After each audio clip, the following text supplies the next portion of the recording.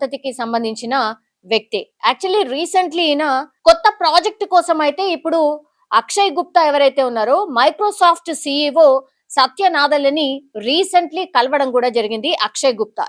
ఈయన కేవలం 30 సంవత్సరాలు మాత్రమే ఉన్నాయి. అట్లాగే టూ టాలెంటెడ్ అన్న విషయం మాత్రం అర్థమవుతుంది. ఎందుకంటే మైక్రోసాఫ్ట్ సీఈఓ సత్య నాదెల్లకి సంబంధించిన అపాయింట్మెంట్ దొరకడం అంత ఈజీ కాదు ఒకటి.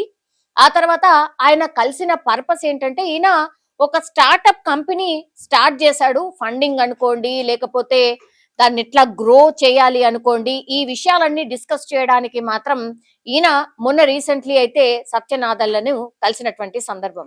కానీ కోపం ఎవరికి ఈయన మీద మరి ఇంత దారుణంగా హత్య చేయడానికి రీజన్ ఏంటి? అది కూడా మన భారత సంతతికి చెందిన వ్యక్తే ఈయనను ఎందుకు హత్య చేశాడు అనేది కూడా ఇప్పుడు పెద్ద క్వశ్చన్ మార్క్.